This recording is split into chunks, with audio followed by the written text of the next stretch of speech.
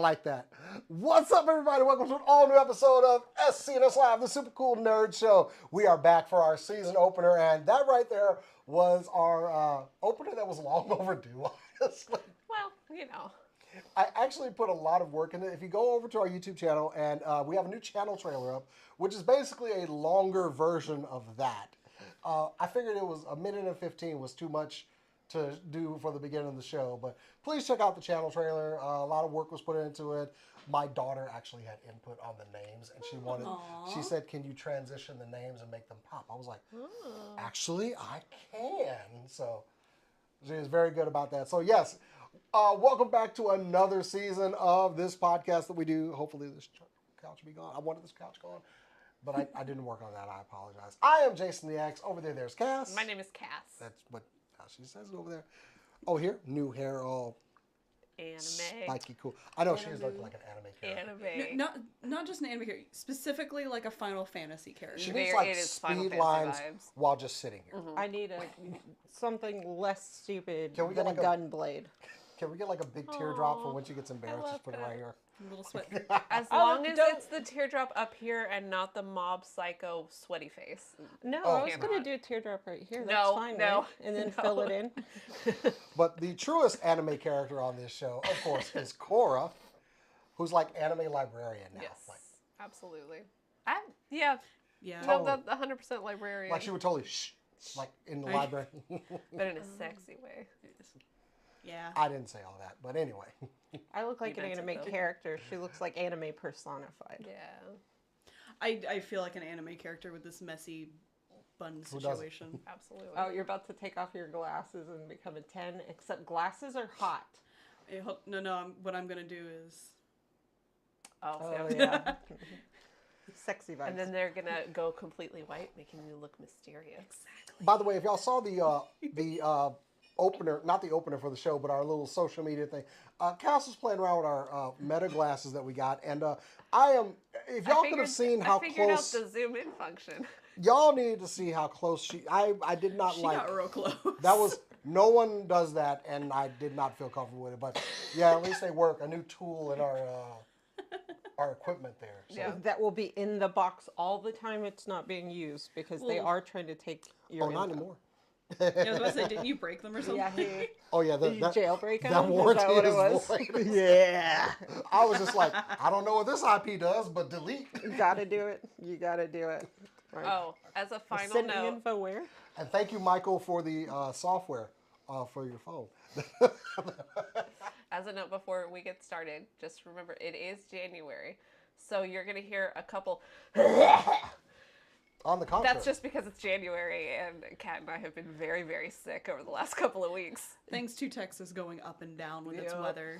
You guys don't know how much work goes on behind the scenes for our show, but we do up to 1 or 2 meetings every year in the beginning of the year. So much work.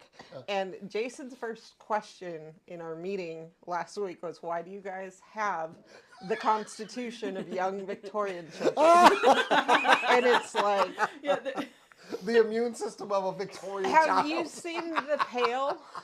It was literally, we weren't here at the finale because we were sick, and we had to postpone our meeting because we were sick. Twice. Like, it was bad. And then we had to do it on Zoom. Like, every single year at the beginning of the year, Cass and I are sick. And every single year, it feels like I'm telling you guys a lie. Even though, like, the cough, like, it's evident we were sick. But I feel like I'm trying to get out of something when I'm not. I can't wait to hang out after the holidays. Like, it's been too long. Yeah, we're working on. We're still gonna we got some like chicken wings and booze to drink at some point, so we're gonna go do that. And I have a question to ask you about if I'm allowed to do a certain karaoke song. I don't want to get into tokenism, but like I have to ask you if it's okay if I do a certain song. Oh, I can't it's wait Gangster Paradise. Gangster's Paradise. You don't request that. I didn't think it would qualify. Now, if you're doing like Kendrick Lamar, like unfiltered, I'd be like, all right, now hold up. See. But yeah, like, I feel like They Not Like Us is way over the line. I feel like a song with no swears in it that was taken out so they could sample somebody else's original song. At Allcon and avoided like There's some of the a reason. stronger language. I really want to do They Not Like Us at Allcon. Do it. Because fuck Drake. It's such a good If you song. do They Not Like Us, I will do Gangster's Paradise It's at on. AllCon. It's on. Oh, by the way, speaking of AllCon, we are submitted for AllCon. We are doing a grand total of 6 panels this year. Should we get approved? We're going to get approved. They normally are very good to us. We will actually be going back to doing the show live on Thursday. We'll see how that works. But yeah, we're doing the show. It's okay to be dumb at D&D. A live play D&D game, which we don't need to mention right now. It's gonna be Oops All Jasons. Oops, all Jasons. Oops All Jasons. This is a terrible idea. Jason's an gonna amazing DM. idea. We're all playing Jason's characters. Now, one reason I was actually going to do a one-shot game with some friends, but I've decided to instead do it at AllCon to prove a point because I'm yelling at the cat. Maybe not. I'm going to do it at AllCon to prove that hey, if you want a DM, go DM. So Yeah. but y'all have picked the worst conditions to do it under. It's gonna be so This good. is like therapy. I'm gonna shoot everything in sight. Especially if it's a cat. Oh yeah. It's like my seeing God, maybe I should play the other parts of my personality and I don't like it. But anyway, This is actually the easiest thing to DM I can think of. You don't have to do anything. Throw a single goblin into a combat scenario, and I'm you're gonna accidentally done. shoot Cora. There's no level setting. Shenanigans. the worst part of this is Shenanigans. our good friend Jerry at the Five-Sided Fates will be playing me. Like, no character, just me. Thank you, Jerry. She was more than delighted to do this, by the way. So anyway, we got that. Of course, we were doing Actually, which will come with prizes again. I've already started purchasing some things to give away to you guys in case you get the answers How right. many things am I gonna get? You ain't getting a dang thing. That is for the lovely people that come watch you guys fail. And it's okay to be at Actually. Yeah, y'all are going to. I got some good questions this year. I also got more. But anyway, of course, we'll be doing our How to Be a Podcaster. He's all and high and mighty now that he's My- not on the panel I know, answering right? the questions. I know all the answers. I mean, I can get my roommate to get some real mean ones. I will take all the That would help be I can good. get. Nate, I'm assuming. I did actually include in that Actually panel For the mean as a streak, clip not for the when you like tried to jump up on me and fell off the stage. I get very competitive. I remember screaming at Cora when she beat me during, was it Fall Guys? Yeah, no, it wasn't. Yeah, you did. It was the Kirby game. The Kirby game. I got so mad about it. The Kirby Here- Sweets game. It was so funny. Funny little insight into if Cass is joking about her level of competitiveness. After, can I tell the story? After the original incident where we played Actually, I was feeling very self-conscious because I'm not as good on camera or in front of people as some of my cast members. But I was like, I over-talked, like I forgot that we're supposed to be entertaining, like I didn't do very well. And I feel really bad about that. And Cass was so mad about losing. I was not fishing for compliments. I just knew she'd tell me if I was wrong. I didn't account for how mad she was about having lost the game, so she was like, I don't know, man. I was really mad about it.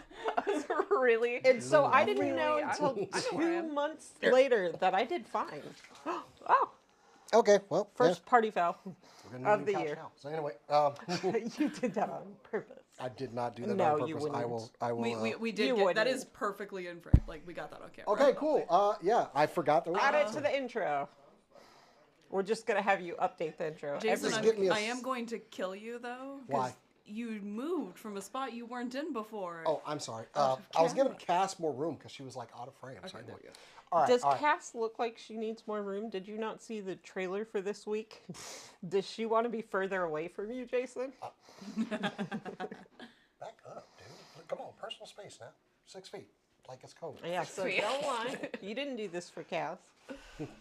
Anyway, all right. So yeah, a lot of plans. We will be going through them as things happen. I hate that without drinking. But yeah, let's go ahead and kick this thing off with some super cool nerd news.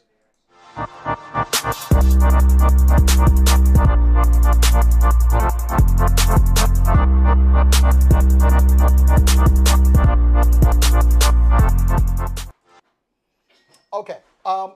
If you are watching Alternate Heads with Bobby and I over on the Geeks Have Game Network, last night we spoke about what would happen, what we needed to see in a Masters of the Universe movie because the trailer was being released today. And the answer is what you need is a whole lot of fan service, a lot of flashy action, and accurate costumes, and damn it, I am in. It has been 19 years since Masters of the Universe was a live-action production in theaters, of course, with Dolph Lundgren and I can't think of the guy that played Skeletor right now. Mark Hamill. No, it was not Mark Hamill. Not in the live action. I mean, he has played Skeletor. It wasn't a great... I mean, for the time, it was an okay movie, and we appreciated what we got. This trailer for Masters of the Universe absolutely slaps. I believe that's what the kids say. It slaps. It slaps.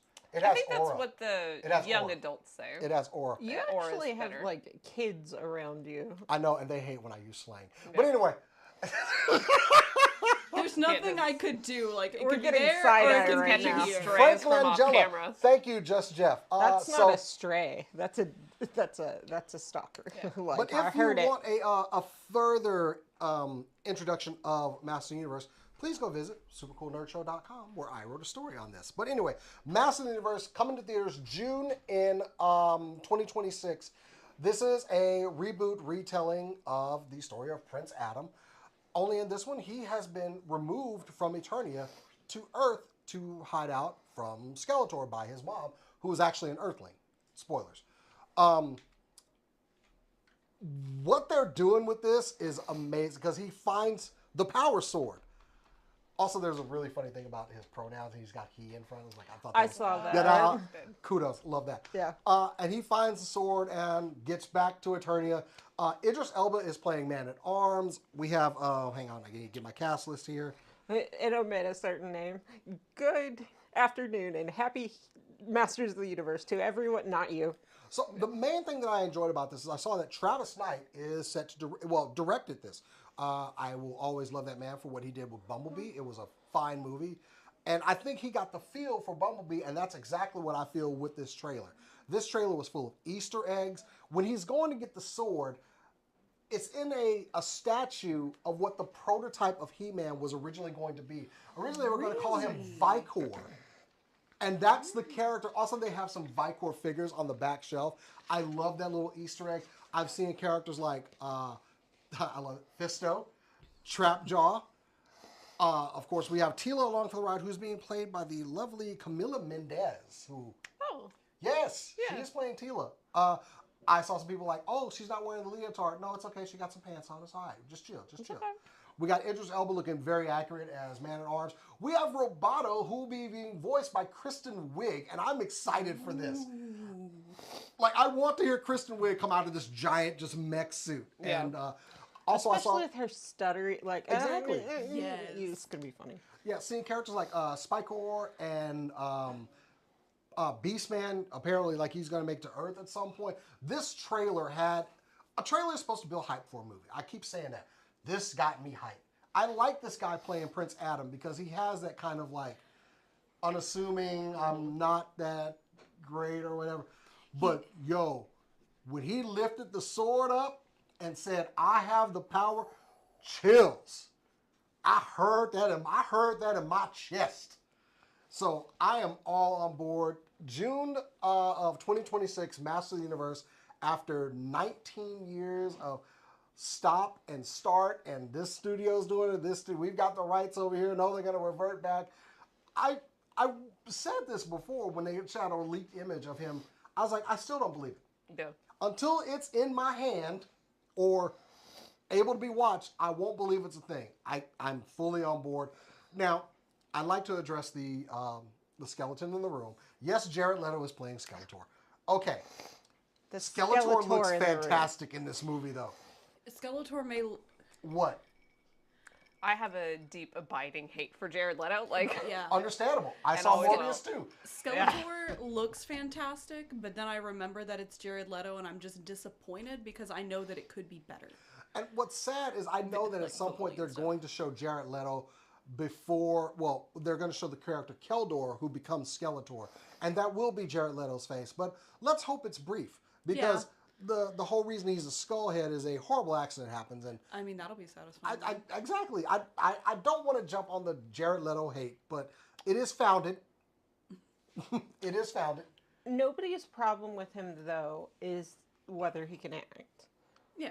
It's other stuff that's worse stuff. Yeah. But it's other stuff. So I think they just need, if he's going to go that method, they need to describe the character of Jared Leto, which is a very nice actor that treats his castmates calmly and appropriately, and then be like, and Jared Leto in this fictional universe is playing this guy. I love that. I was like, we can't see his face, and then Cora was like, we still haven't heard his voice.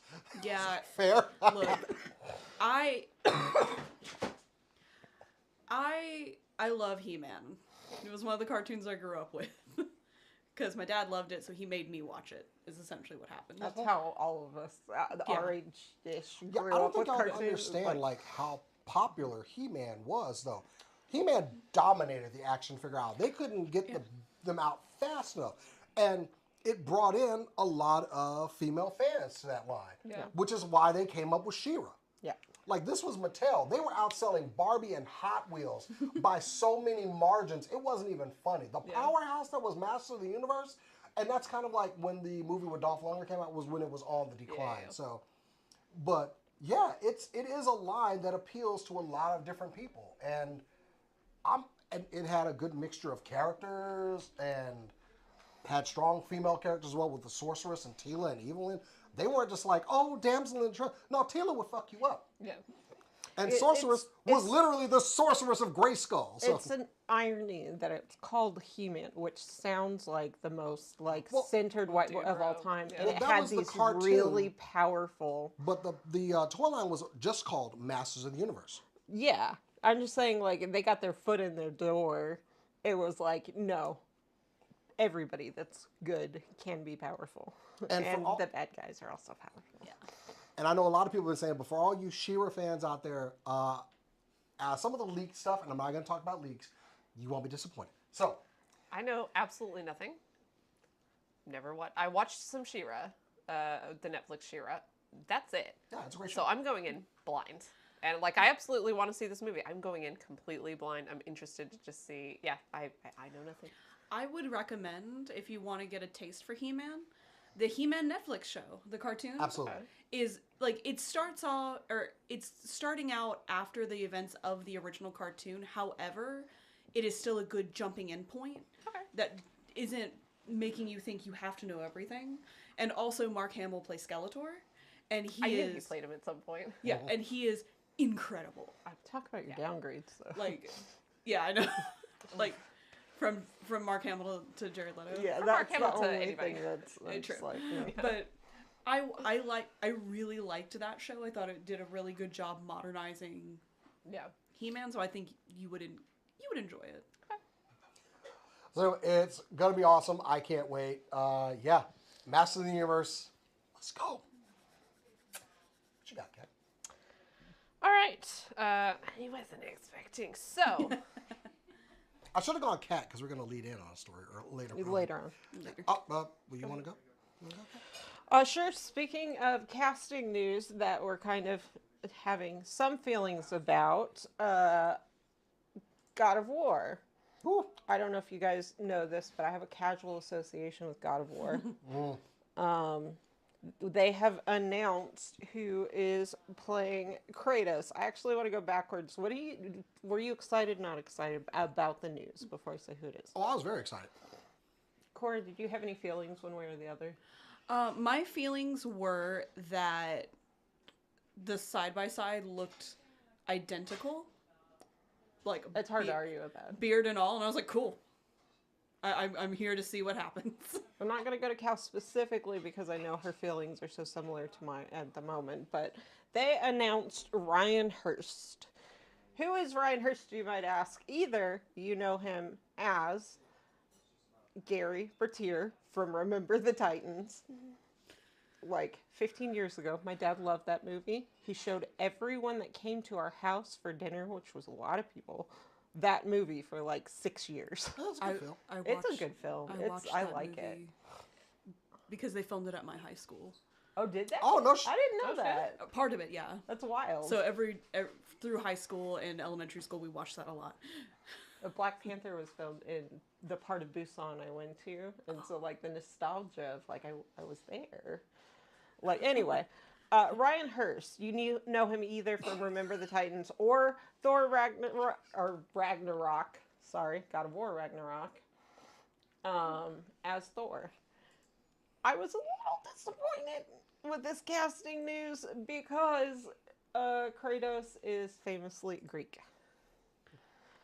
I was really hoping they would start with kind of the Hellenistic stuff, and that the only way I can see them doing that is if they cast a person of color, to play his form. I'm so concerned with what they're going to do.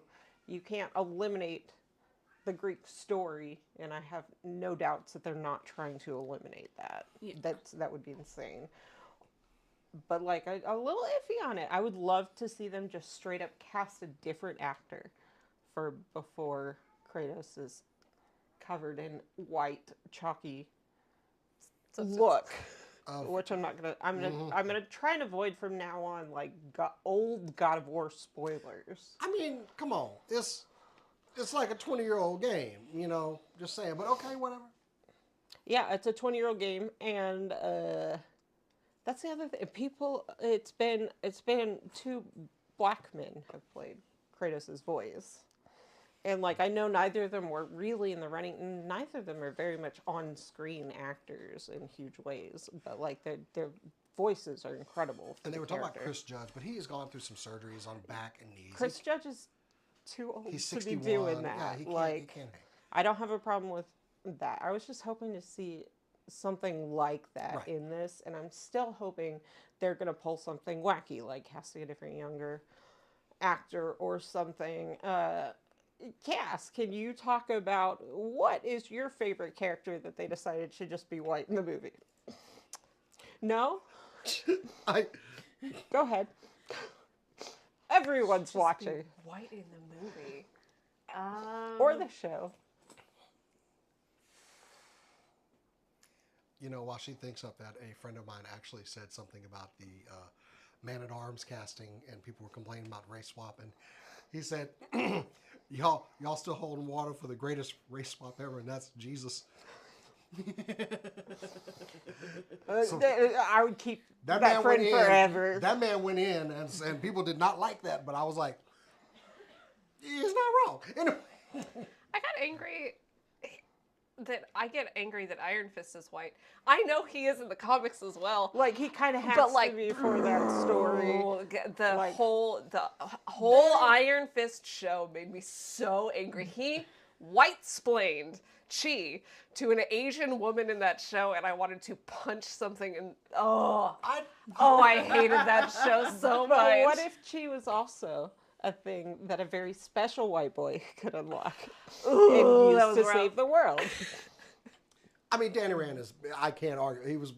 That's the character in the comics. He went to Kung Lao. And I understand. I understand. It just makes me so mad. It's not that they did a different disservice. It's just like it came out of a time when they were hiring, like, what's his face to play Genghis Khan? John Wayne. Yeah, that was... Oofers. Oh, what's her face in Doctor Strange?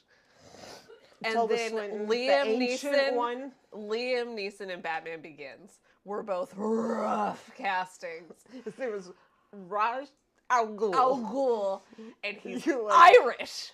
No, he's not.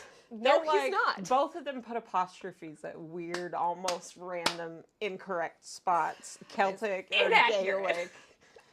And, like, when they're transliterating a name, and that's the same thing. So an Irish dude should be fine. That's I can't argue or defend any of these points. That's why You're just like... Let them go off. Yeah. Not even going to try. No, yeah, like, that's definitely the right move, is for us to dominate the conversation about this. I mean, also, if you want to check the story out, it is on Supercoolnerdshow.com. Like, I can't get away from the fact he looks like... Yes, he does. The profile.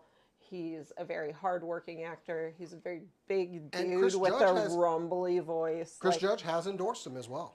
He brings a lot to it. I was slightly disappointed. I wanted to see, honestly, I wanted to see somebody I didn't know yet. I always do That like would've been seeing good. new actors, like the casting for Wonder Man. Yeah. That guy's pretty much an unknown. I like that. The Wonder Man series is coming to Disney Plus. Yeah. He hasn't been in a lot of stuff. Not a lot. No, but this is probably one of his larger roles. Yeah, he's ever had. I'm excited for I it. mean that. Like, I do like seasoned actors, but like, we got Iman Vellini out of nowhere, and she's Yeah. amazing. Yeah. But I will say, Remember the Titans was a huge mega hit. It was like 16 years ago or something like that. It was a lot longer. So ago. yeah, this isn't a mega star. I do like that. I like that it's not Chris Pratt, which Oh, is thank how God. I April Fool's Day cast last year. I got I'd be distracted mad. because I loved the new Candyman. Yeah. That's I like but that's what I know him from. Jordan Peele, yeah, bring it on. Yeah. That's the main Yeah. thing. I love when people say, I just have to. One last thing. When people say race swapping, and it's like, okay, so who went the other way Yeah. in this movie? You said swapping. Swapping means a trade. What went the other way? And they never have answers because it doesn't usually go that way. Cautiously optimistic about the series. I am excited about it because it is coming from Amazon. We've seen they've got a track record now. Like we're getting Tomb Raider, new season of Invincible, and I The believe Boys in April. yeah. So their track record is pretty good with some of these series. So I'm I'm enjoying confident. Fallout. yeah. Oh, I love Fallout. Yeah. Oh, We've been like, Fallout. we're night it comes out, Yeah. kind of. Yeah, I know watching somebody it, else like that. Is it you? Oh. Oh, Yep. I know. That makes sense. Well, we know. Your other That's so- half You're not- stands you're not watching the it with her? Fallout. Okay, typically what Or happens does is she get up at 4:00 in the morning? no, because she has night shifts. So she waits till like a lunch break and like watches it. So I mean, Cass and I have to do that with certain shows. Yeah, Like, yeah. I'm not waiting. And there's other shows we're on exactly the same page. We skipped The Pit to be here, and we will. you can You're catch watching it. Anyway. We're immediately going to when we watch get it back. as soon as we go home. But, like, we love and value you. We're here. Thank you. The Pit is really good. I know That's you it. don't love and value, so you got something for us on the stories or whatever. I do.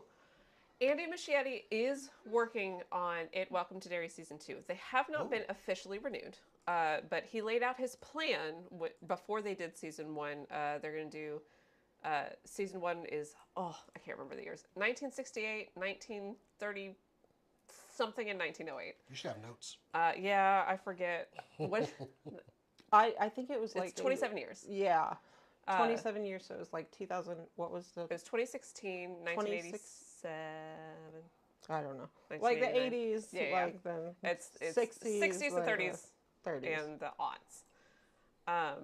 He is working on it. He's also working on a supercut of the It movies, endorsed by Stephen King. Stephen King texted him the other day and was like, yo, are you working on it? He wants to shoot some more stuff, and he wants to do a supercut because splitting it into chapter 1, chapter 2 made them have to tell 2 complete stories, right?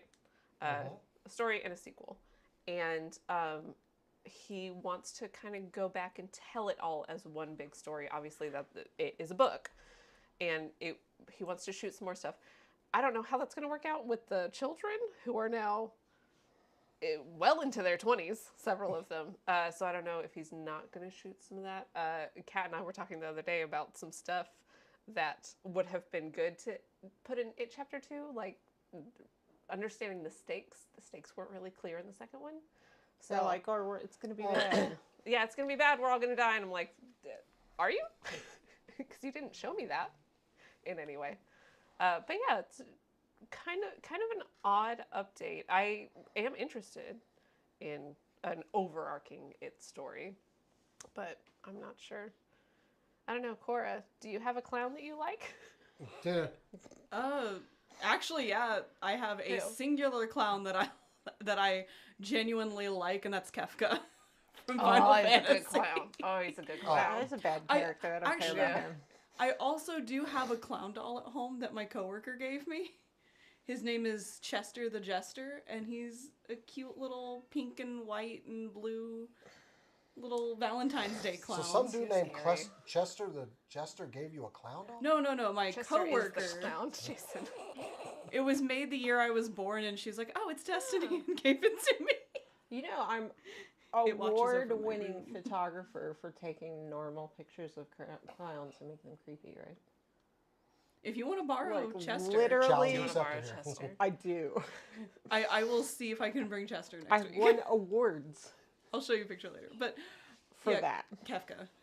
It's her fictional Kafka. clown. Absolutely Kafka.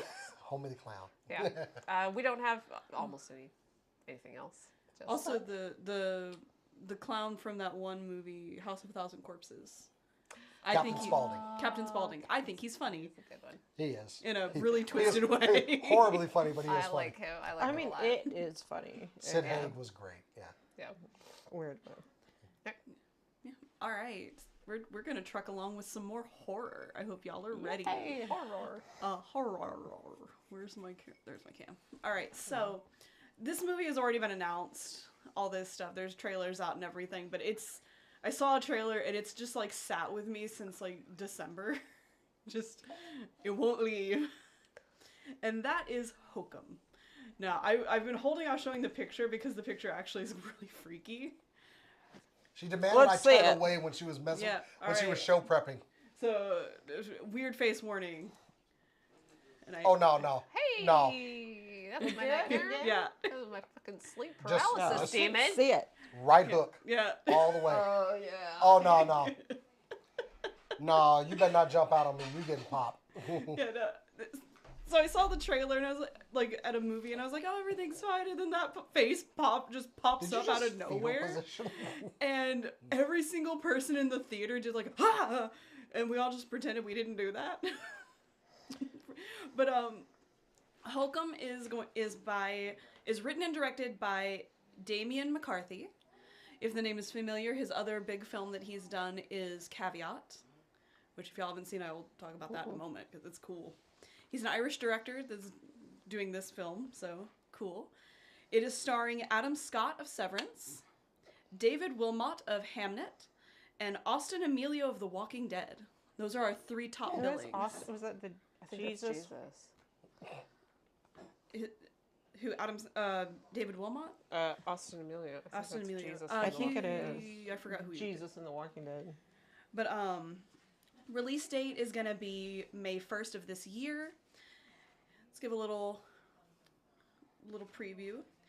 A horror writer visits an Irish inn to scatter his parents' ashes, unaware the property is said to be haunted by a witch.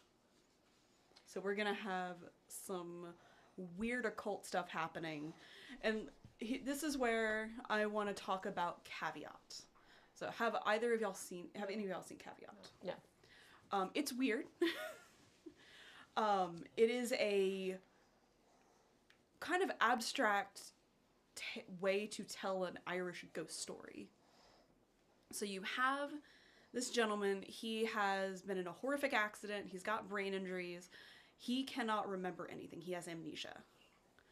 And his landlord, feeling pity for him, is like, hey, I will forgive 8 months of your rent, all gone. Dang. If you stay on this remote island in this house with I believe it is his niece. Just make sure she's okay because I have to go away for a while and she can't be alone.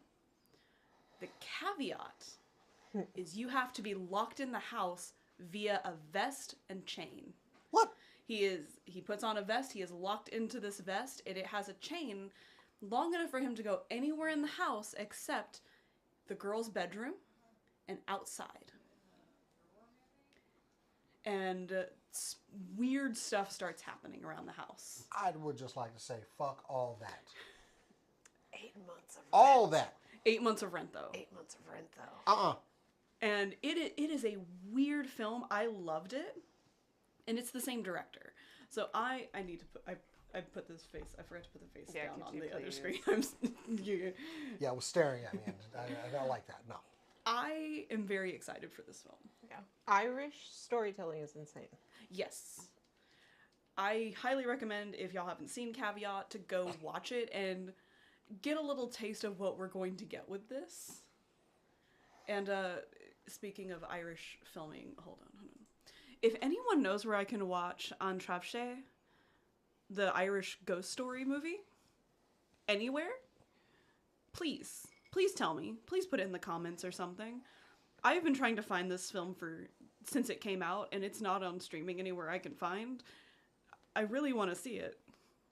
It's the first Irish language ghost story or Irish language horror movie, and I want to see it. And this, sorry, there we go. This was a perfect vehicle to throw that in there. Yeah. But And like props, their stuff like that is literally saving Gaelic from extinction. Yeah. exactly. Yeah. But I also wanted to note that hokum is a real word.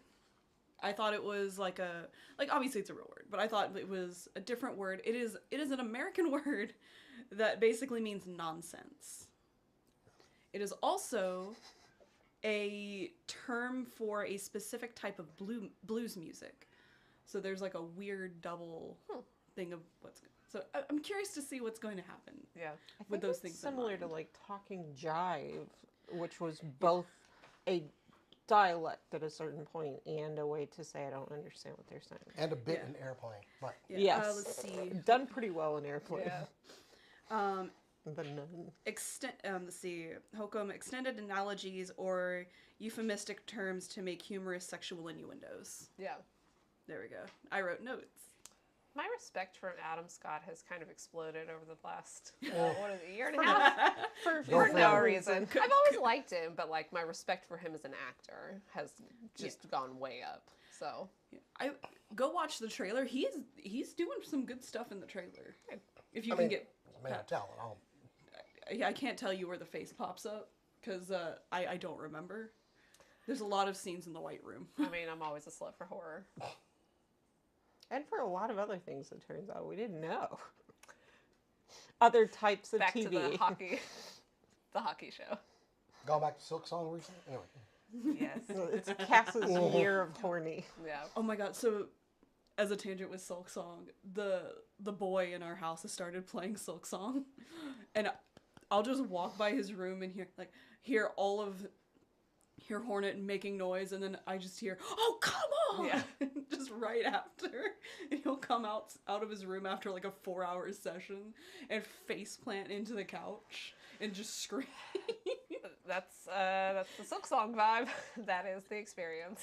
He There's got a- real mad when his uncle told him to get good. I mean, speaking of Is that why uncles, you were- our nephew FaceTimed Cass to ask her a question. To ask about me a Heavy question Guy. about he's one of the areas. He's like, "Is this important?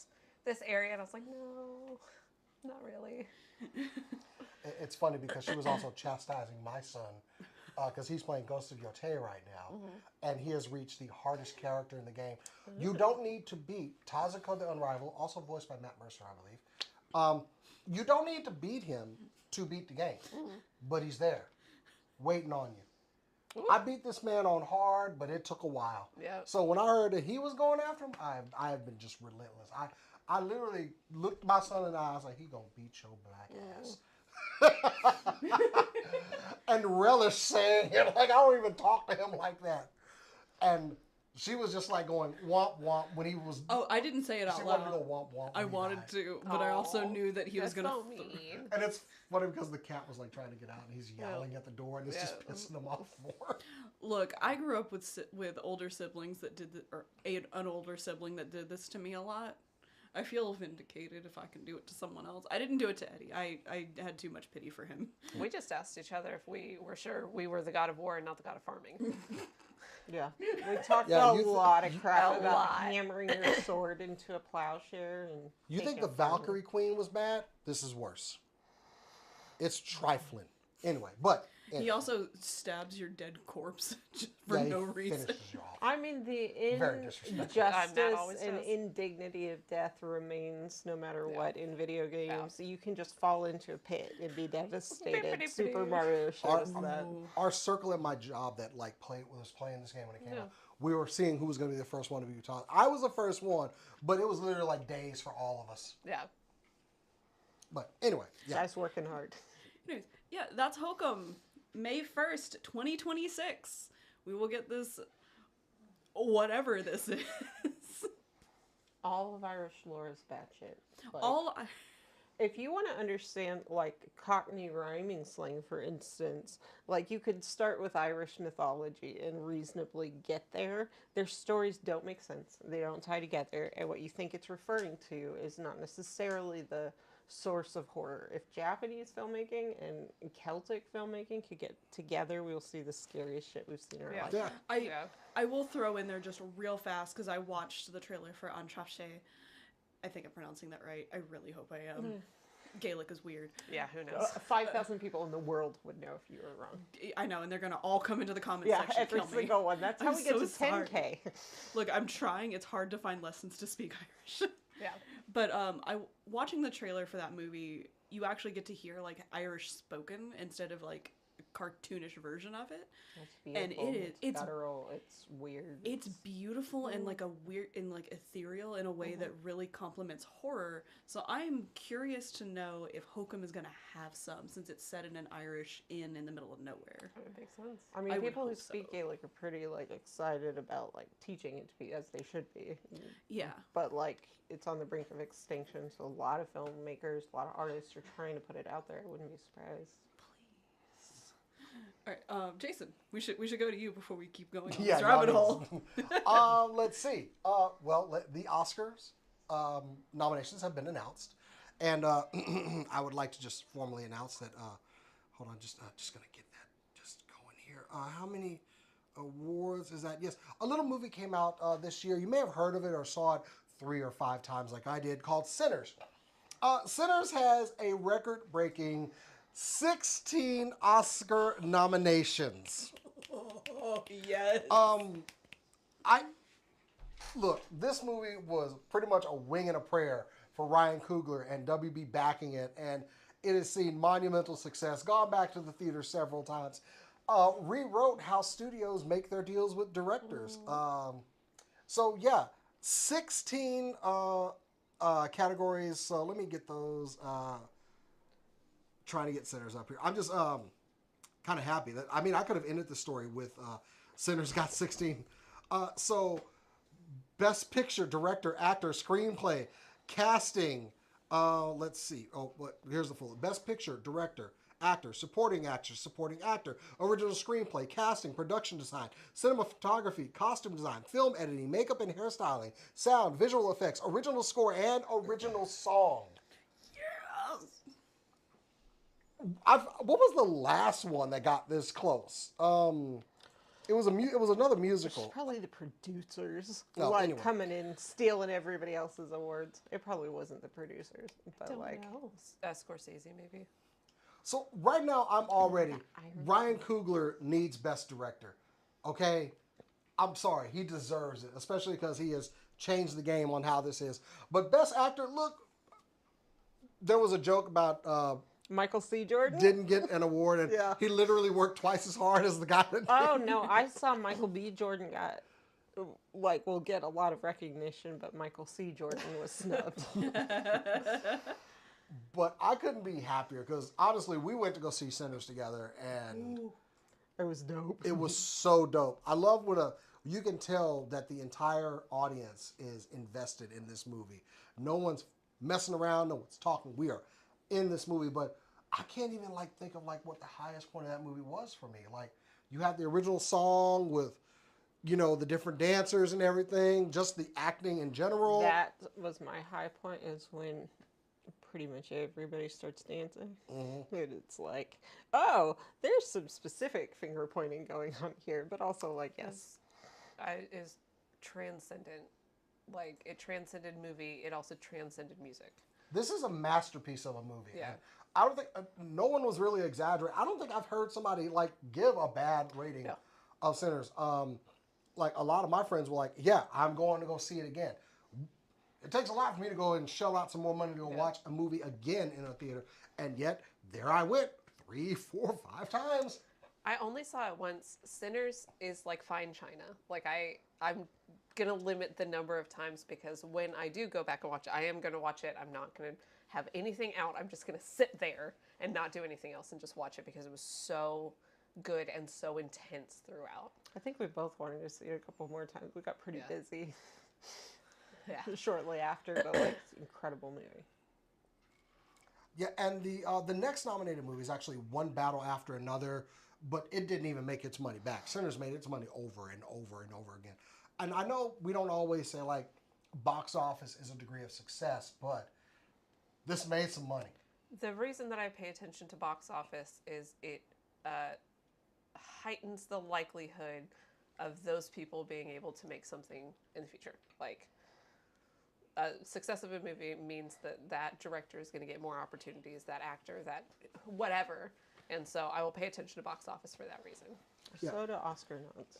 Same with Oscar, yeah. And that's pretty much all I had. I just want to recognize 16 record-breaking nominations, and dare I say win all of them? I'm sorry.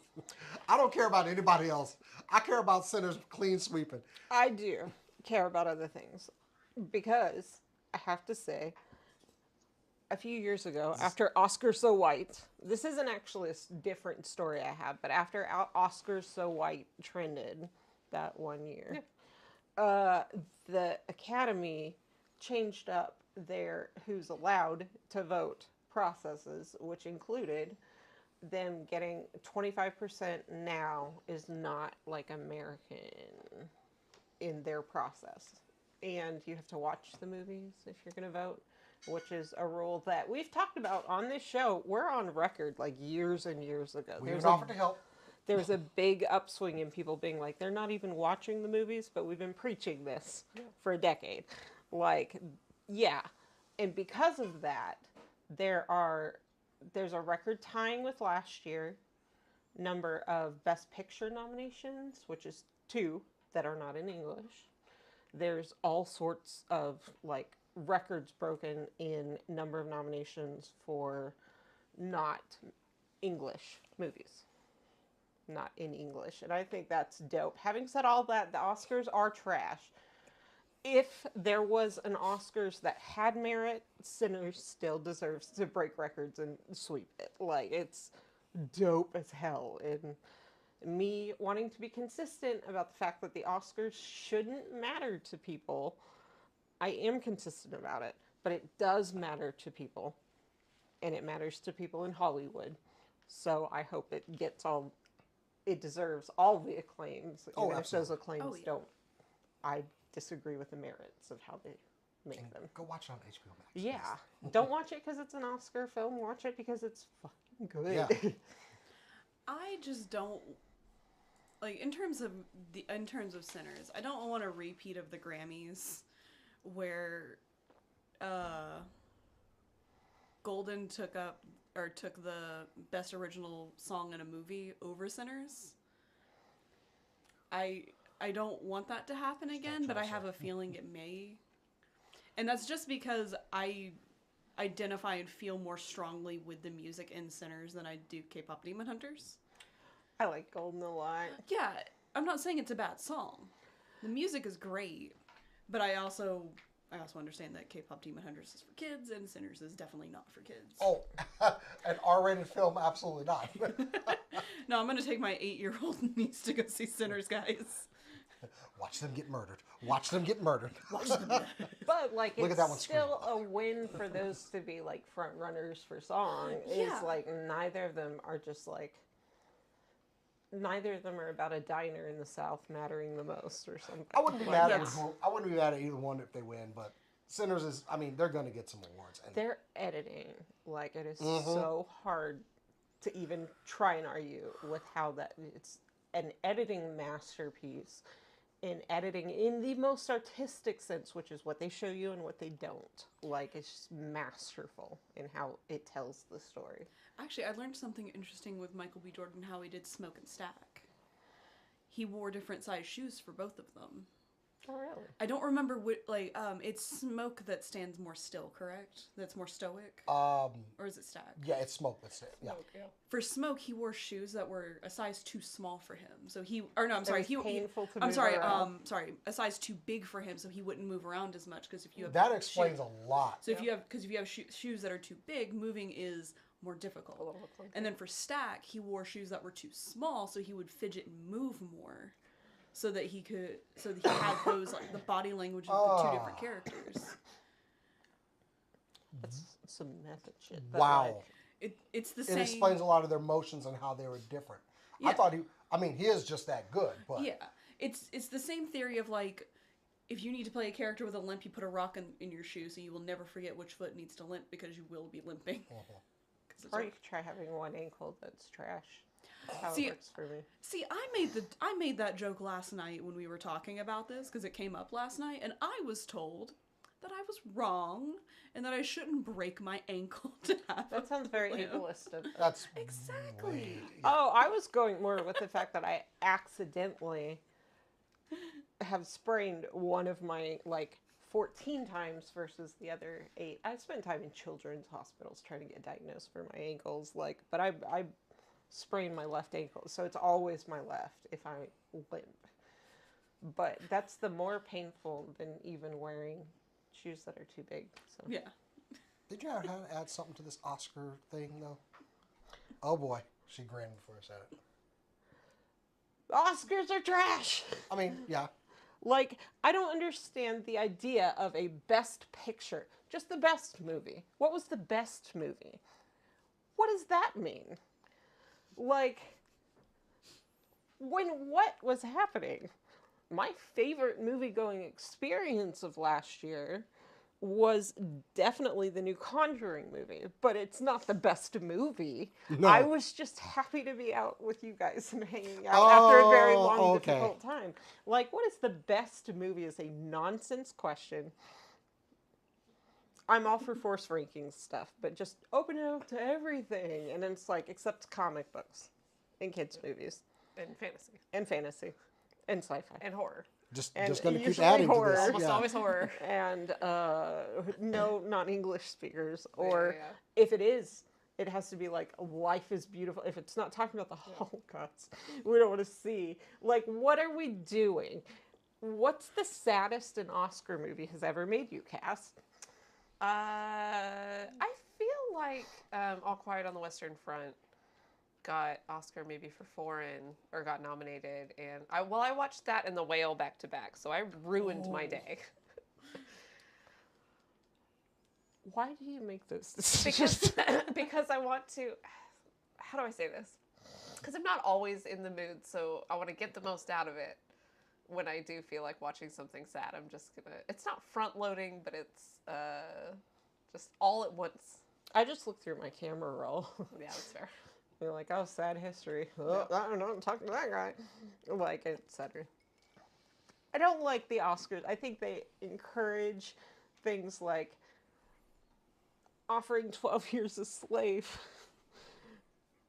Lupita Nyong'o, follow-up slave roles.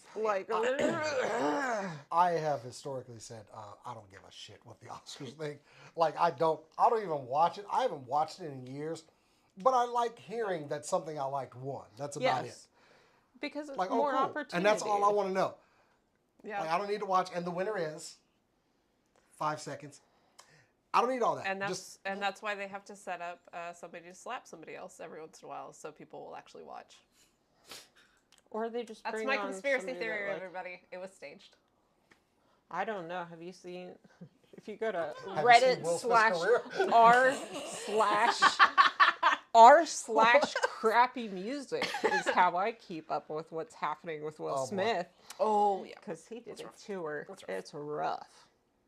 And now he's just appearing on I'm not saying TikTokers and it stuff worked now. out well for him. I'm just saying it was staged. And I'm not hating. I'm sure Will's laughing all the way to the bank. I'm Real not. quick, I'm I not- am wrong about the Grammys. They haven't even happened yet. Someone lied to me. Ooh, first. No, I know they did win on some award show. I think you're just Yeah. getting confused. I don't. Maybe that's what it was. Was it the Emmys? Golden- I think it it's was the probably Emmys. Golden Globes. Golden Globes. Oh, is that one, usually yeah. a For best predictor. song. Emmys is I think TV. it's So Golden Globes. yeah. Yeah. Oh, they would have qualified because that's Netflix. So But yeah, I want people They're to win constantly changing stuff. The those point is that Ryan Coogler deserves acclaim, and so does Michael B. Jordan. So does a lot of people who were involved in making. Yeah, They I'm vested, and deserve I all still- the Yeah. awards. I'm not gonna watch it. I'm vested. I'll hear yeah. about it later though. I'm looking forward to Ryan Coogler and Michael B. Jordan's next movie. Yeah. Because almost always. I just want us to have BAFTAs Yeah. or something like that includes what America would call forced diversity, but they have requirements to balance their own, just steering into their own lane thing. And I think I would love to see some of that. Cass, hit me. We are getting a Girl with the Dragon Tattoo TV show. Oh, looks like it's going to be a mini series written partly by Steve Lightfoot, who you might recognize from The Punisher and Hannibal. So this is going to be a weird fucking TV show if he gets to do what he wants to do. Steve Lightfoot. Like, but who was it in one of those? Huh? I don't know who he was in just either Wrote one. it. Okay.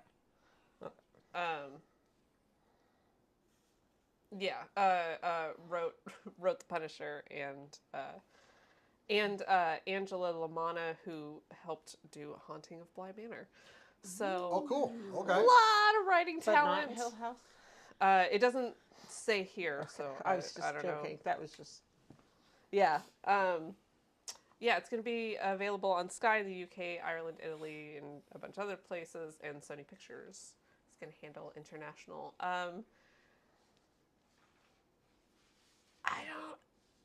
I'm excited. I love the David Fincher 2011 movie. It's traumatic. It's a very traumatic story, and that would have been very difficult to capture on TV even 10 years ago. But now we're just showing anything on TV. But I am excited. I did want to ask Jason, can you defend the fact that you don't have a dragon tattoo? I can actually. Why do I need a dragon tattoo? Because it's a dragon. You play Dungeons and Dragons. You play tattoos Dragonborn you have so many tattoos. You played disproportionately. Dragonborn in your last campaign. How do you not have a dragon tattoo? Why do I need a dragon Because tattoo? a dragon I have a tattoo. dragon necklace. I have two. Okay, then I get a have tattoo. twisting dragons. Why don't you have a permanent necklace right here? Like, do I need a dragon tattoo? Why? Absolutely.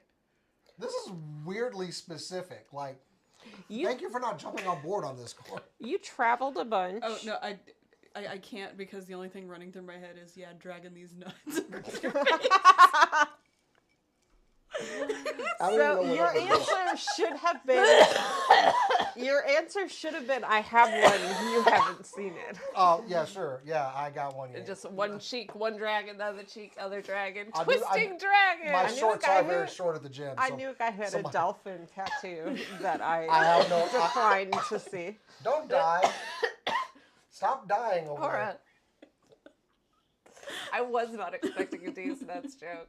Not from you. I'll not work right on now. like getting another tattoo on my body or something. I was We're thinking. just saying, like there's certain tattoos that like we would find slightly like appropriating to get. In Japanese, dragons Look are at the most Japanese beautiful dragons are so dragons, It's and it cool. wouldn't be appropriate. I mean, I have for some thought. of us. The main thing with my tattoos is like just the patience to sit there and have it done. That's fair. Anyway. So that's your I defense. have the No, I'm good.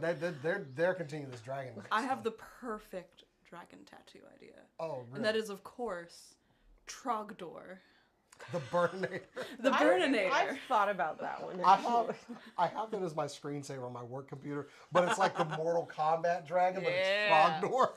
And people go like, yeah, Mortal Kombat. I'm like, no, you heathen. Like, I love correcting people. That's why I have it up there, just so I can tell people they're wrong. It's the high point of my day. Trogdor is pretty. Oh, I love Mortal Kombat. That's cool. Why are we bringing it up?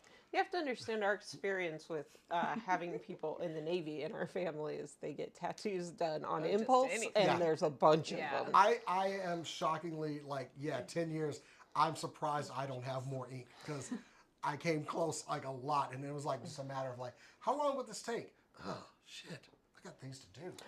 That is a 10 true, hours is a that's long true time. I fact. remember looking at can I have a drink while I do it? And the guy just goes, no, you can't. Like, I don't care about the pain part of it, but sitting absolutely still for a long time is I mean, my very difficult for me. my first tattoo was in a garage, so, You get a stick and poke? Oh, yeah. No, I know what you're talking about. No, he was an actual tattoo artist, but we were 15, so. Yeah. But yeah, I'll work on the tattoo. But I am excited about. I love the books, honestly. I've never read the books. Oh yeah, and when I saw they've gone to the well in the movies like twice now. So Well, the Americans have. Yeah. I think the Swedish have done more than that. oh yeah. I will say, of the two movies, I do prefer Knives Out over Girl with the Dragon Tattoo. Okay. You know, Daniel Craig goes to Christopher Plummer's mansion and investigates a murder while helped out by a dark-haired woman with an accent and trauma.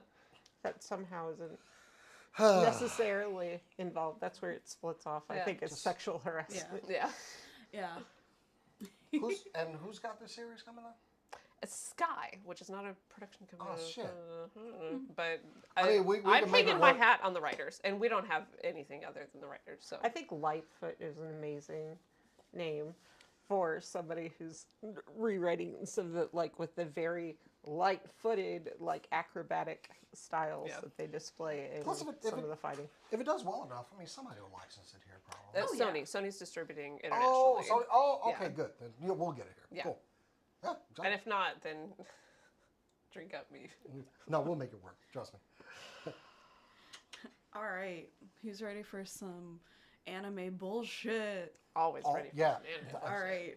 So there was a show I used to watch back in the day called Katekyo Hitman Reborn, which is a lot of words. And that was 20 years ago, because it is the 20th anniversary of the show. Wild. I'm bringing this up because they're doing a lot of different stuff for the 20th anniversary, like most things do when the 20th anniversary of an anime pops up, especially one that was a small 203 episodes. There was a lot of filler. But there are rumors that we're going to be getting a new anime project with this. So everyone is hoping, and I am one of those people, that we are getting an anime remaster, that they're going to redo the anime a la like FMA and stuff like that, where they stick more closely to the manga and like cut out 99% of the filler. Which I hope they do. But I can already hear you. Hannah, what is Hitman Reborn about? I'm glad you asked, disembodied voices. Suna, a timid student in junior high, is a failure at school, sports, and social life. But everything changes. But everything around Suna has been completely changed when a baby called Reborn, who claims to be an Italian hitman for the Vengola family, shows up. Hate it when that happens. Reborn has been sent to train Suna for his future life as a mafia boss. The little baby with the little gecko on his head, or the little chameleon on his head. That's a hitman. Start him early. Suna gets his magical powers, his magical cool mafia boss powers, by getting shot in the head by the baby. I love this show so much. It's like they looked at America from afar and was like, No, this is Absolutely. what would deliciously happen Japanese. if you have unchecked guns? It's Who like, comes up with this shit? The creator's name is Akira Amano. Of course, somebody named Akira. So this was something in Weekly Shonen Jump, and traditionally with Shonen Jump, obviously it has to be shonen. And at the time, battle shonen was the thing, which, I mean, it's still the thing, but they're learning that they can do isekai instead, and I hate that. Yeah.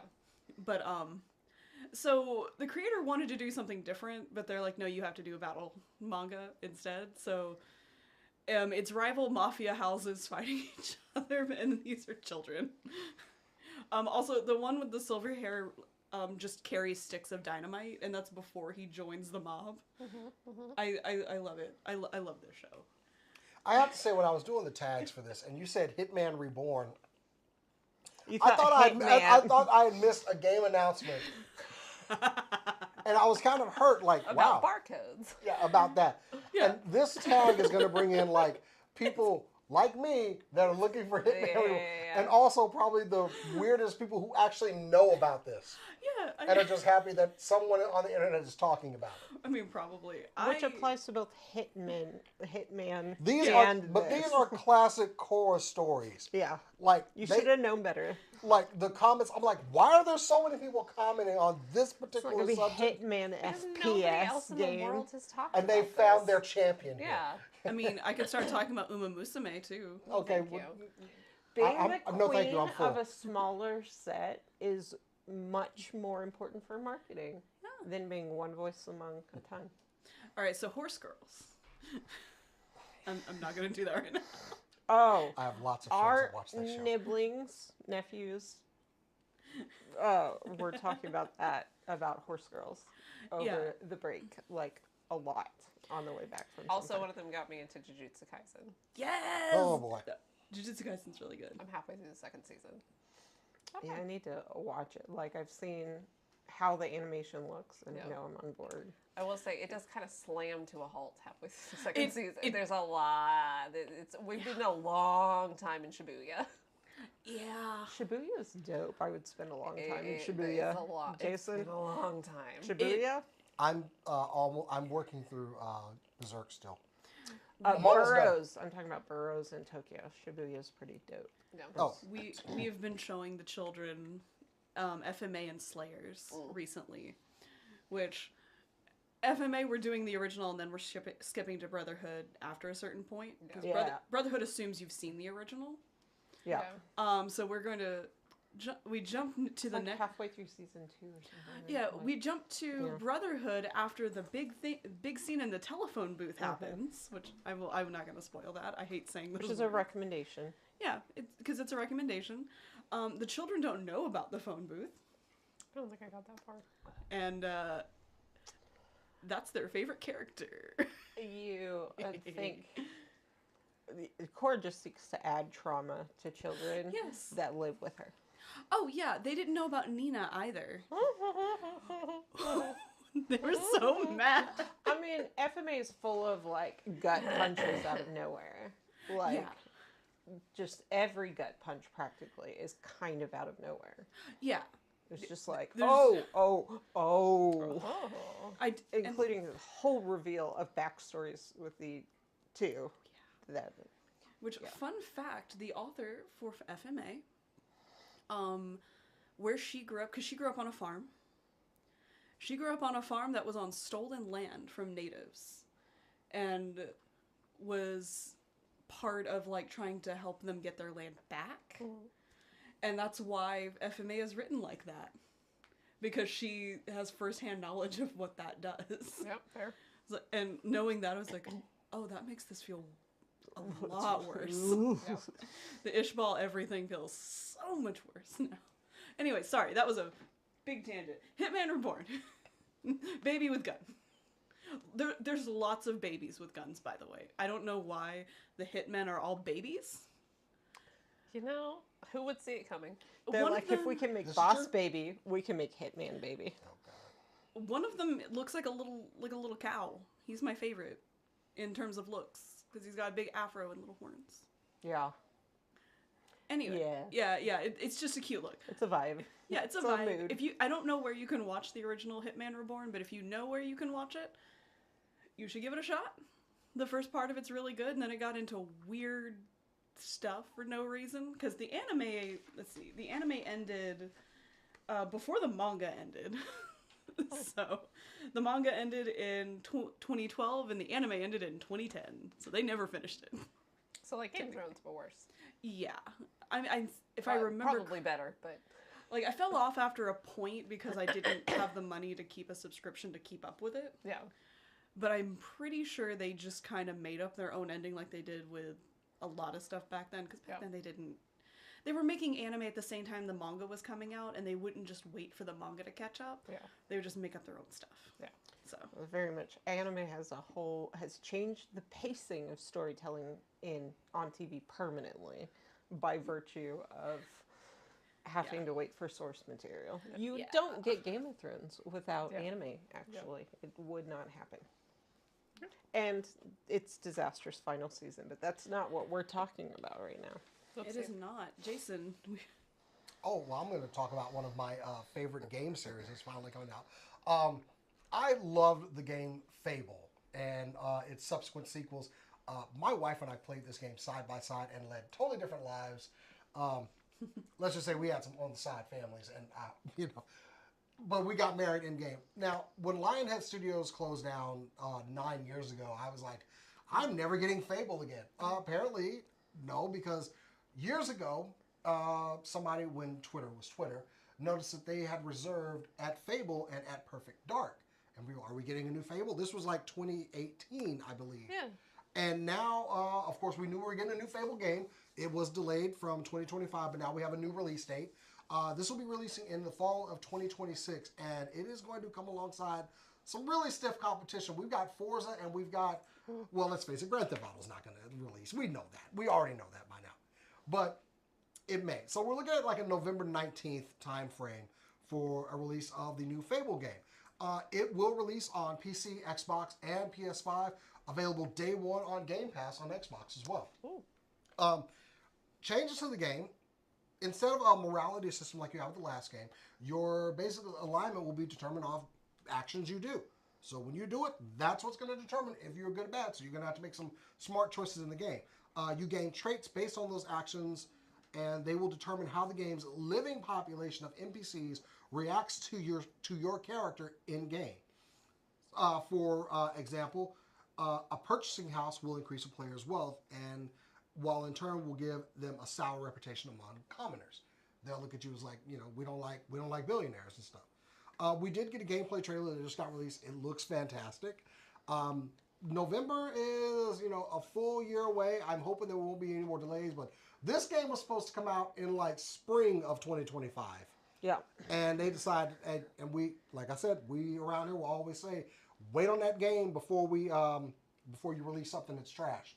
So yeah, you will be returning to the capital city of Albion in this reboot, and they recently saw the city of Bloodstone will also be back in the game. If you played it, you understand all these references. But this game was so much fun to me, and when it releases, I'm glad it will be when we're going on our break. Because y'all are going to lose me. Look, I lived Fable, okay? And I might as well just charge up an extra cable because Becky and I played the crap out of those games. So, but they were fun. They were immersive. They had so much going for them, and I'm just so happy that I'm going to be able to revisit these worlds. Because before, when Lionhead shut down, she just like smirked and stuff. Anyway, behind the scenes wife. God, these games were so much fun, and y'all got a lot to live up to with this reboot. I'm just saying, y'all got to deliver because I love those games. So, November 2026, which take your time, make it great. If it's good, y'all ain't gonna see my ass. That's all I gotta say. So, I didn't get that luxury. what, on Fable? I showed up here the week after Silksong came out. Yeah, but we'll be on our break, so... Having been requested to do almost nothing at home for a week prior. Yeah. Mostly. Like, you remember when you're like, oh yeah, I'm playing too much. I'm like, I don't care about that. Yeah. Like, I don't care. You play a new game that you really wanted too much. Like, that's going to happen. Oh, it was so good. But yeah, That's like, such a for good like game. a month, And I only there were cried almost once a day. no other requirements for you. Like, in comparison to normal. Yeah. Like, just, nope, you're playing your game. It's cool. I'll just watch something else or whatever. I also slept a lot and had good my drugs. games in that Switch I gave y'all was like AEW Fight Forever in there. I'm missing that game. I want to add it to my Switch. Anyway. Oh, there were a couple. There's a couple cartridges. Oh, I gotta get my games back from y'all. Anyway, so yeah, Fable not coming out for Switch 2, surprisingly, because the Switch 2 actually, I downloaded Skyrim the other day for my Switch 2. Really? Wow. Yeah. Damn. So I'm thinking That's a big boy. the new Fable game is going to be past the specifications for that platform. So I'd love to have it on my Switch, honestly, because of the way the game is immersive and I can just pick it up and go. Yep. So, but I'm still going to play it. Don't be that game that I get on several platforms, though. Don't be Fallout 4. Don't be Skyrim. Don't be Hollow Knight. Be Fallout 3. Make your menus inscrutable and your UI choices questionable. And what's worse, don't be the game that it's not absolutely free, but I'm like, $10, I could get Fallout 4 again. $5 for Skyrim, sure. Skyrim was $5 on Switch 2, and I didn't even need it. Of course you didn't. I've It's got been it on modded to hell. Xbox and PS5, and I still went, oh yeah, like obligated, like a an Girl addict. Scout came to my door selling cookies. Oh, by the way, it's Girl Scout season, and there is a Girl Scout at my work. If y'all need cookies. I always need cookies. It's like the only person that can ring my door and I don't get pissed. I have 3 versions of Hollow Knight. See? I do too. Remaking of, like, Fable is bold. Fable is like the labyrinth of video games. Like, there's not a lot of one-for-one comparisons with what followed Labyrinth, but it changed how we're making film at the same time. Not in obvious ways like The Exorcist or like those, but in this more subtle backgroundy design and choices and moral alignment kind of, like, it changed how they approached video game storytelling, and I would love it if it's amazing. And the fact that it exceeds system requirements, I don't know if that's exciting or concerning. They may not even developed it for Switch 2, honestly, because of the time they've been working on it since 2020. So yeah, and Switch 2 wasn't even a thought. I'm just saying they're either continuing to push storytelling to its technological capacity, like the original game did, or they're overhyped in their own graphics, and we're just not going to know until it comes out. You know? Yeah, I'm excited. I shouldn't have said past the system limits, because Cyberpunk is on Switch 2, and it's a very intensive game. It's probably just unverified. Yeah, it probably which is what happens when something's older. Yeah, so anyway, Fable, I'm waiting for it. I cannot wait, and hopefully we will not be in session, so I can just play it to my little heart's content. Anyway. Oh shit, what other stories did I have? Yeah, I got very... Anyway, so I did the God of War one. Okay, so let's talk about things that are coming out before then. Season 5 of a beloved show about hockey players made by Jacob Tierney is coming out. If you're wondering how you missed Heated Rivalry... Seasons 2 through 4. That didn't happen. It's Shorzy. Shorzy's coming out in February. Season 5, February 21st on Hulu. All 6 episodes are dropping at once. Shorzy existing and made by one of the same creators as Heated Rivalry cracks me up. Wait, hold on. Hold on. Oh yeah. Here we go. Hold on. So, one of the creators of Heated Rivalry and Letterkenny. Yeah. Yes. Also plays the preacher in Letterkenny. Yes. Yes, thank you. The preacher. Like super gay. Like, that's Jacob Tierney. That's who made Heated Rivalry. In Canada, they air on the same network. I'm surprised I have something to add to this once you're done. But Crave. On the Crave Network, which is a funny name if you've seen anything from Heated Rivalry. It's all about. And Shorzy first appeared as a butt-naked guy in the dressing room. So if you get to see Jared Kiso's ass in Letterkenny if you're interested. So Jacob Tierney is now this guy that exists in my head to talk like queer shit in the straightest avenues imaginable, like the blue collar down home of sports, and then just talk trash the way that straight men do to each other very aggressively, but using queer creativity. What's the most trash you've talked during a sport, and why? Either of you. I mean, to Cora during the Kirby game. You were so mad. I was very angry. You were like trying to like screen watch me and still couldn't. Yeah. What about you, Jason? When do you talk the most trash, and how often does it bleed into homoerotic trash talk? Well, I mean, I'll tell you right now, as somebody that, has done fighting, I have said some terrible things to people.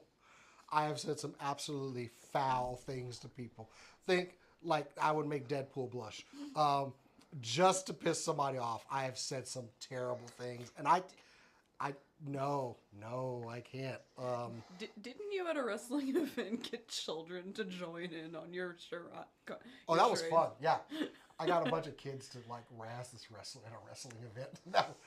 because they were all disorganized. I had to put some organization Yeah. to them. But no, I have said some horrible things.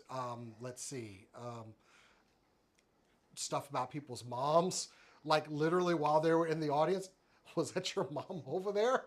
And then proceeded to say something completely foul and terrible.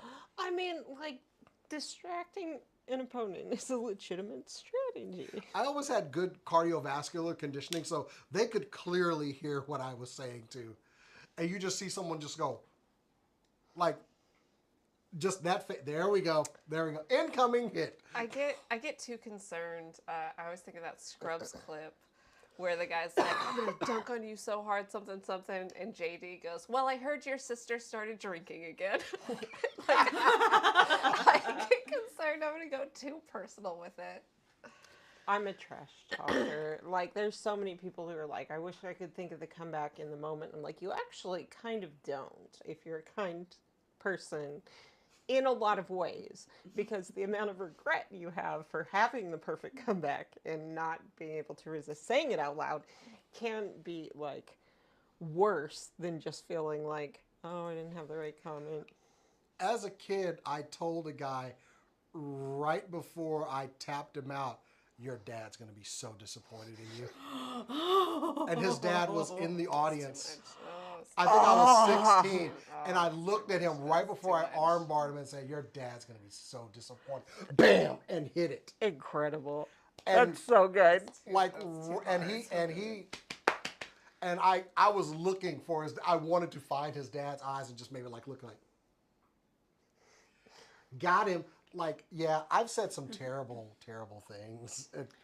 Most of them just come out like spontaneously and instantaneous, and like my brain just kind of hands me my mouth a note, and I was not involved in the conversation beforehand. I don't know what that's like. So I don't trash talk, but I have asked someone playing Mario Party, hey, how many stars do you have again? And then use the ghost to steal their stars immediately. I have a weird mix of loving to be very prepared for a conversation I'm having and then like having impulse control issues, which means like I built a database to be able to talk shit in Overwatch about what conditions we win under. But that's just like I was raised with a bunch of boys and most of them were younger and I always knew they would get bigger. And it's just like if you're fighting four brothers at once in very literal, like wrestling, goofing off ways, you learn to distract them as much as you can with your words before you make the move they didn't see coming. Yeah, there is an art to it. I had to go to HR one time for telling someone that they wanted something done. I told them it's not instantaneous, like my disappointment in you. I once talked, I had a casual, like, friendship with one of my managers. He was 6'8", and I talked a mountain to him one day, only for him to move aside and me to see his boss, who was a 5'3", tiny lady, right behind him. And I finally understood the alarm in his eyes because we're casually engaging, and I saw this, like, and I didn't understand it, so I finished what I was saying, and then Kelly was right behind him, and I was like, Oops. she's not going to be happy. I did Jason's that. over there like just, clearly I'm the one that talks. What was weak sauce that Jeff was saying? Anyway, I'm not sure, but... I hope it wasn't the armbar thing, because I thought that was pretty good, actually. Jeff, defend yourself. Yeah. Anyway, yeah. Speaking of, but about this, the gay hockey show. Uh-huh. So There's two things Jacob Tierney likes, and it's hockey and men's butts. So I was not familiar with Heated Rivalry. I actually thought it was like some anime and was curious why Cora wasn't talking about it. No, it's... Because I saw a lot of my circle of friends talking about Heated Rivalry and gathering together for like the season finale and everything. And I was like, what is this show they keep talking about? So conceptually, Heated Rivalry is like if Interview with the Vampire was hockey. I am well aware now, just from watching the conversations within this circle of girls that I know. But that was the other thing. I was curious why I hadn't heard Cora talk about it, because I was pretty sure it was some what it was a yaoi, A sports a anime? yaoi hockey It is a anime. yaoi. It is. Look, it's it just is. live It's just action. live It's just live action. It's not anime, but there is a lot of anime fan art, and my feed is just wonderful right Okay, now. Jeff. Also, I was 16 years old when I did that. Okay, or 15. I don't know. It was pretty. I was a teenager. That was the best I had at the time. But also, I would like to throw out there real quick that Heated Rivalry has sparked a lot of women to go watch hockey finally, which the They main one played- that was talking about it made a T-shirt with something foul on there. I'm only here because of a gay hockey show on HBO. Yeah. I think is what she had on the shirt. and understand the hockey players know that they know about this show. Yeah. It's so figure skaters, figure skaters and ice skaters and hockey players. Anyone that's in like a niche sporting event like that. If there is a show or anime about it, they know about it and they are probably fans of it Yeah. in some capacity. Oh, yeah. There's- They don't get a lot. Exactly. There's a song, I'll Believe in Anything by Wolf Parade, which, by the way, is a song that I've loved for over a decade, like 15 years, that is very instrumental in the show. And I've already heard it in the background while my dad was watching hockey. Like, they're playing it at stadiums because of that show. I'm glad it's I love bringing it. more people into love this. it. Oh, yeah. Yeah. I will But why aren't say- you watching it? Because I don't have the platform that it's Literally just- on, but Mia Yeah. does, and she has been watching it. Yeah. She has it and you don't. Seems like a party show It's to watch. 'cause also the only show I can, or the only TV I can watch this on would be the one in the living room, and I really don't want the Fair. minors That's fair. walking in on Girls me don't watching watch this. porn together. I don't Yeah. know. My friends gathered together to watch this thing. Really? Yeah. That is And- a level of friendship I and don't have with jokingly anybody. and jokingly invited me, and I was like, I'm not up on the No, season, but it's- thanks for the invite. Like, What I will say is that my experience is that both women and queer people are very good at supporting each other across nerd spaces, regardless of if they understand. I don't get heated rivalry entirely. I've watched a whole episode, but like there's a subsection of people that like prefer like of especially women that prefer specifically gay male romance. And I'm not among those. It's not the only thing this show has to offer by far. But like I'm not among those. But like you won't see me down talking it because I'm here for my queer Yeah. people. I'm here for my sisters. I don't entirely get it, but I do think it's salacious and funny to talk about. And I'm a fan of Jacob Tyranny. I've seen people that share the same thought, actually. I didn't really care about it until I discovered that like there's character growth, there's interesting. It explores the multiple facets of having a closeted gay relationship, Yeah. which includes the unfortunate fact that at some point there will be a love triangle because they're trying to hide it. These are not major spoilers, by the way. No, this is this is- first episode stuff. Yeah, this is very like this is the premise. Here you go. And like I caught like the tail end of one episode. I don't know which episode it was, but I watched it and went, there was more character growth in this than I've seen Yeah. in like webtoons Yeah. that have been going on for 10 years. Yeah. And like, Cass loves certain aspects of Interview with the Vampire more than I do, but she was right that it's a phenomenal show. So like, it doesn't draw me to or push me away from a show, and Cass quite likes it, so I assume it's good, and I'm gonna get more into it. Yep. So And they are hot, both of them. That helps. that always helps. It helps when everyone is hot. And the third point in the triangle, also hot. I think I can stop y'all there. Also, Before I hockey players can be hot. Anyway, I mean, let's look at Missing the way teeth, sure. they stretch those hips. Hockey players I've known a few quite well. The most down to earth. They wouldn't give one way or the other. They're like, yeah, there are gay people that play hockey. Yeah. Whatever are we talking about? Like, some of them have been my teammates. What are we talking about? Yeah, some people are into that. and then they'll tell you whether they are or aren't personally, and then they move on. And then they go my to- kid, myself, my. All they want to know is, can I beat up that motherfucker? They're on like the voice ice? Still move on actors. from- They're like from voice this- We're getting a this- season this 3 is- of Percy Jackson this year. Cool. Ooh, this year? The finale came out yesterday. We're getting a new season at the end of this year. This is following there's been a little tiny bit of a trend where if you have children that are in your show, you shoot seasons back to back. Ah, Avatar did this. Avatar season 2 and 3 shot back to back. Oh. And so we're going to get those essentially, the first one when they're finished with post-production, second one presumably like a year after. I really like this. It shows that the studio has faith in this project, but also like I'm so tired of waiting 3 years in between seasons. Stranger Things famously, like the children were straight up adults having children of their own by the time the series ended. So I really like this trend of shooting stuff back to back. I think it could be really good. I will say I didn't like season 1 necessarily. It has the second Season screen 1 of Percy Jackson. It had the second screen issue where they kind of just like walk up to each other and spout exposition and spout, feelings and this is what I think, this is what I feel, and that was just kind of it. But I really, please keep giving us seasons of shows like The Pit.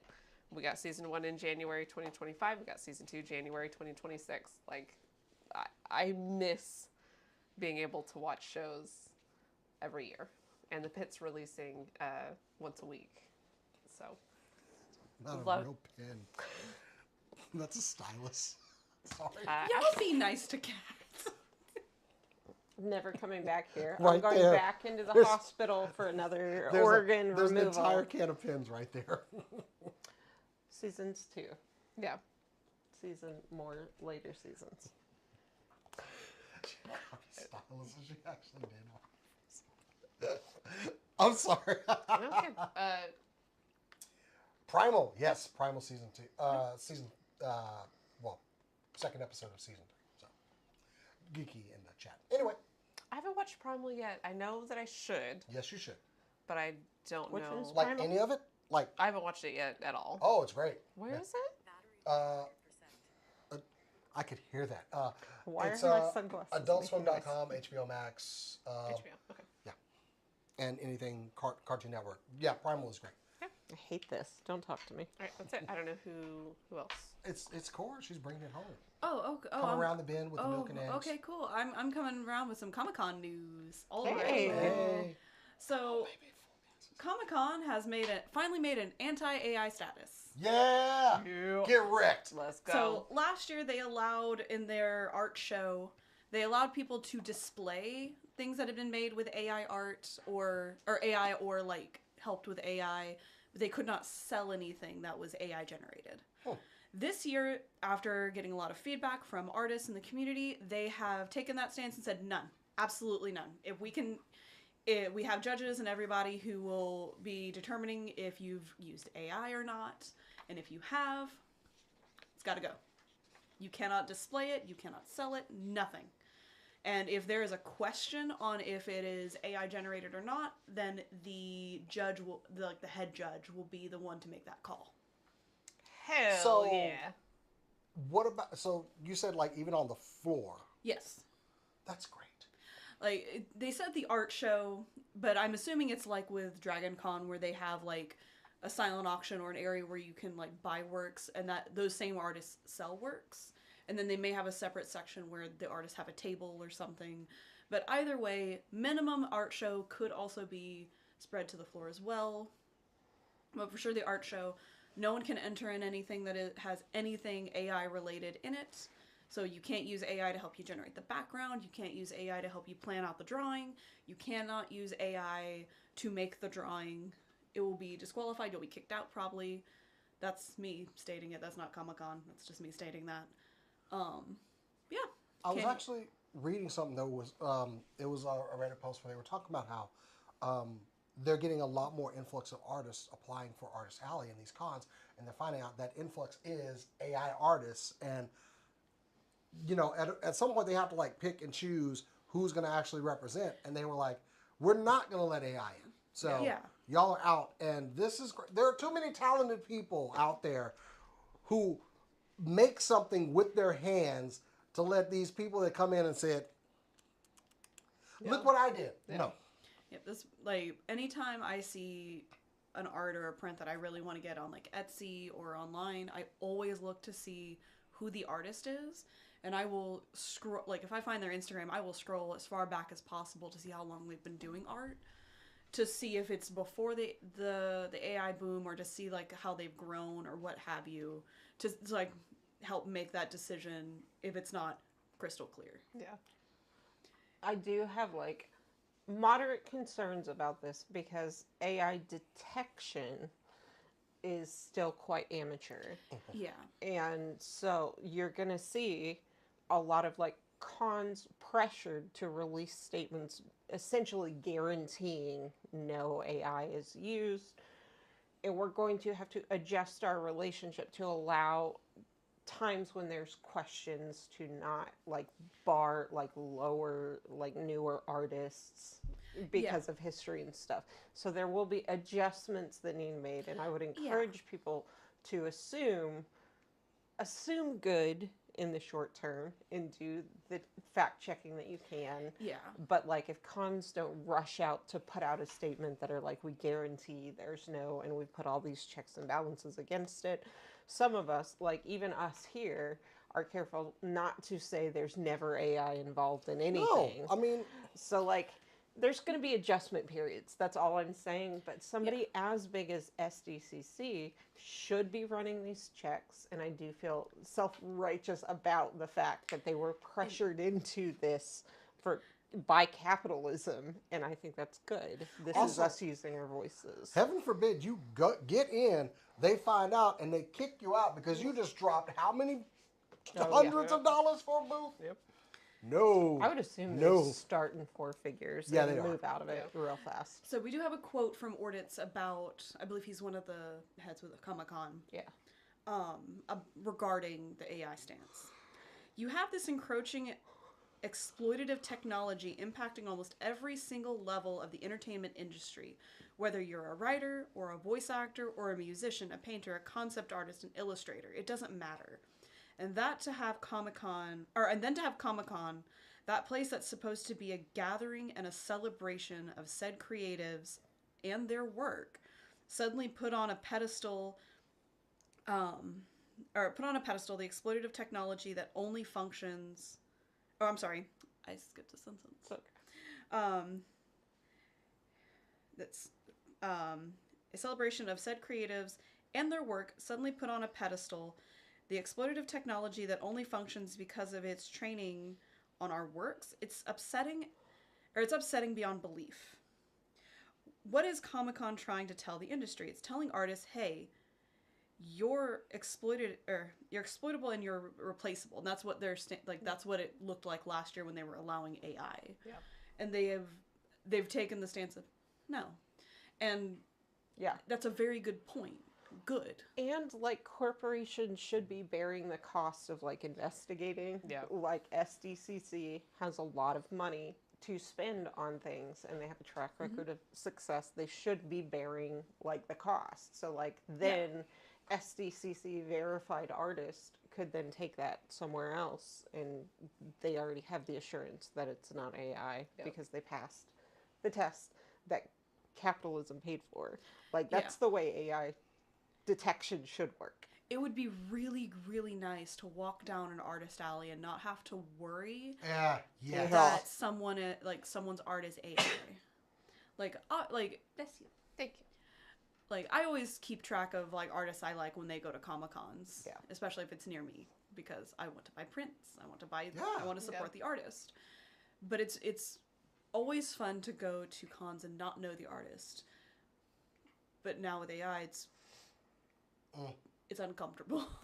It can be really hard, and it can be hard to tell. And like I've been studying, I guess, AI for a couple years now to be able to, and I'm pretty good at it now, But like to spot AI, and I recognize that most people don't have the time to do that or don't have the background to assess it and stuff like that. It's hard. And I'm going to admit, as a kid, like, you know, how many science fiction things that I watch were, you know, computer. I watched Star Trek when they would talk to, or Iron Man and Jarvis. This is my idea of AI. I need a tool, a research tool. It is not meant to create, because there's no heart in it, you know? AI has a place. That place is not in art. That place is in the kitchen making me a sandwich. It is not to co-opt like some other going back stuff. to Star Trek. That's that's the literally place what it did. that I needed. Do the Good on you, mundane, Jeff. yes. like just a sandwich. By the way, not culinary recipes. Yeah. Do the chores. Yeah. That's where AI is. Like if you want to like make a bot that, you know, checks a Kickstarter to make sure that you're the first bidder on it. That's a perfect use of AI. I love you, Jerry. Twice. I mean, IT's kind of sitting back there laughing behind their hands because so much of what's being called AI right now is in fact automation that we've been using for decades to respond to email tickets that say the same thing or what have you.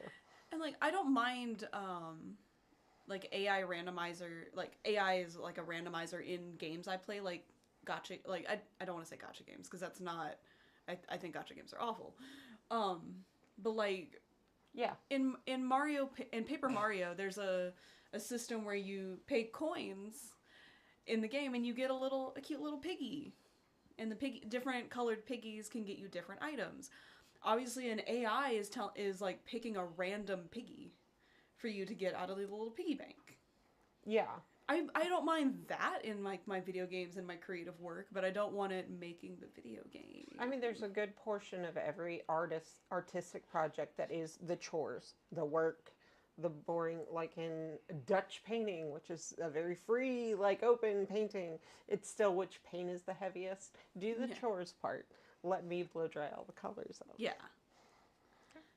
Yeah, that was a big thing. Interesting. Good stance to have, Comic-Con. Thank you. Yes. Okay. Jason, you want to do your I had EP job? I had the one last comment. Do your EP job here. Guys, that has been our first show back. Thank you for joining us. Also, thank you to everyone out there. We did surpass 4,000 subscribers on the channel. Very happy to come back to that. It was nice that that many people want to watch something that you do. So, want to get to 10,000 because I think we start getting stuff from YouTube at that point. But, yeah. Look for more announcements on the channel, things we're going to be doing because it's going to be a busy season and we got a lot of plans. Like one needs to be this fucking couch. I hate this couch. Anyway, guys. Jason's getting old. He needs back support. I need lumbar support. Anyway, guys, check out supercoolnerdshow.com. I'll be throwing up some stories there on Invincible and a couple other TV show news that dropped today. Of course, you can follow us at SuperCoolNerdShow. Like this video and subscribe, by the way. But you can find us at scnslive or at SuperCoolNerdShow on TikTok, Instagram, Blue Sky, Threads. And if you want to follow us personally, you can follow me on Instagram and Blue Sky at JasonX. Follow me on Instagram and Threads at The Good Cast. You can find me on Instagram and technically Blue Sky at BetterCat.